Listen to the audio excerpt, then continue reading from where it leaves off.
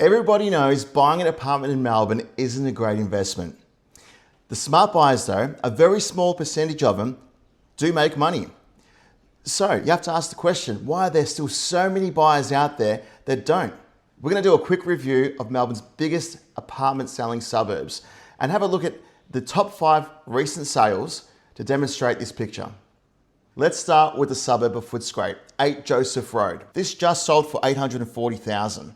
Purchased in 2024 for $880,000. That's a $40K loss. 31 Morn Street, Footscray, just sold for $605,000.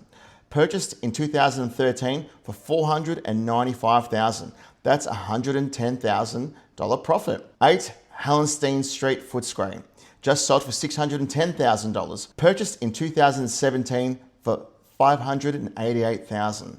That's a profit of $22,000. 188 Ballarat Road, Footscray, just sold for $630,000. Purchased in 2020 for $689,000. That's a $59,000 loss. 90 Buckley Street, Footscray, sold for $875,000. Purchased in 2017 for $800,000. That's a capital gain of $75,000. The next suburb is Brunswick, 812 Sydney Road. This just sold for $507,000. Purchased in 2016 for $504,000. That's a profit of $3,000. 288 Albert Street, Brunswick.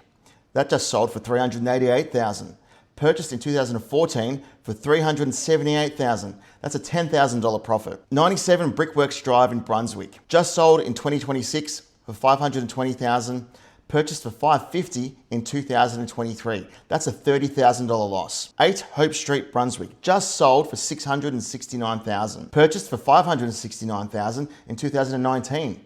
That's a $100,000 profit. 27 Wilson Avenue, Brunswick, just sold for $650,000. It was purchased for $640,000 in 2017. That's a $10,000 positive capital increase. Let's switch to St Kilda, 181 Fitzroy Street. Sold for $645,000, purchased in 2018 for $615,000. That's a profit of $30,000. 12 Ackland Street, just sold for $500,000. Purchased for $445,000 in 2017. That's a $55,000 capital increase. 8 Carlisle Street, just sold for $560,000. Purchased in 2015 for $590,000. That's a $30,000 loss. 25 to 29 Alma Road, St Kilda, just sold for $630,000. Purchased in 2016 for $655,000. That's a $25K loss. 173 Barclay Street, St Kilda, just sold for $500,000. Purchased in 2010 for $649,000 for a whopping $149,000 loss. So in our little example, if you take off the basic cost of buying property and selling property, which is stamp duty, real estate agent selling fees, it's about $20,000 to $25,000 each. So let's just round it up to say it was $50,000 for the entry and exit of holding an apartment. Now, very basically looking at that, we've only got one apartment out of the every 5 that we've looked at today that has actually made a profit. Why are people still buying properties that have a history of capital loss? Some buyers believe that it's lost so much, essentially it's bound to go up. As a buyer's agent, I'm not sure if I think that's a safe approach. Apartments lose value because generally they've got high body corporate fees. High body corporate fees are usually linked to high maintenance. And if you look into it, there's probably a reason why the apartment has lost so much value. As a buyer's agent, we only look at properties that have capital appreciation.